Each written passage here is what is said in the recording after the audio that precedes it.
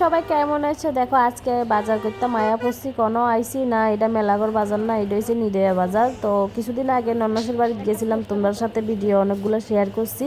তো ওই সময় ভিডিওগুলো করছিলাম, তো আর পোস্ট করা হয়েছে না। ইদানিংয়ের মধ্যে একটু জামালায় আসছিলাম, এর লেগে পোস্ট করতাম পারছি না। তো এটা হচ্ছে নিদেয়া বাজার। নিদেয়া থেকে কেটা কেটা আমার ভিডিও দেখো, কমেন্টে জানাইও। আর নিদেয়া বাজার একদম মানে আমি যদ্দূর দেখছি আর কি ছোট্ট বাজার, কিন্তু বেচা কিনি কিন্তু খুব হয়। তো যাই হোক, ফার্স্ট টাইমে আইসি আমার ননসের লগে নিদেয়া বাজার করতাম, তো ভালোই লাগছে। আর একটু বাজার টাজার করলে মনটাও ফ্রেশ লাগে, আমার কাছে ভাল লাগে ভালো বাজার টাজার করতে।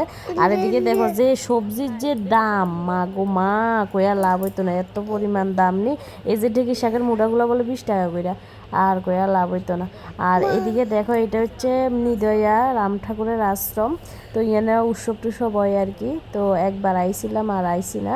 তো যাই হোক, তো তরকারির যে দাম যেটা কইতাম লাগছে আর কি, এই পরিমাণে আমরা মেলাঘর বাজারে কিছু কম আছে। তো যাই হোক, এখানে আমার ননসে কিছু টুকা টাকা কিনাকাটি করছে। এরপরে গেছে কাপড় দোকানে, যেহেতু আমার বড় বাসুরের যে ছোট্ট বাবাটা নতুন গেছে পিসির বাড়ি, তো উপলক্ষে ছোট্ট বাবারও দিব, এরপরে আরও কারে কারে দিব। তো কিছু কেনাকাটা করতেছে কাপড় চোপড় আমার ননসে। তো যাই হোক, তোমরা ভিডিওটা ভালো লাগলে অবশ্যই লাইক কমেন্ট করে জানাইবা। পরে কাপড় চোপড় কেনাকাটির পরে ননসে রয়েছে দোকানে, মানে কাপড় চোপড়ের দোকানে রয়েছে। তো আমি এন আয়া পড়ছি বাগিনা আর বেয়াইরে লইয়া টিফিন খাইতাম।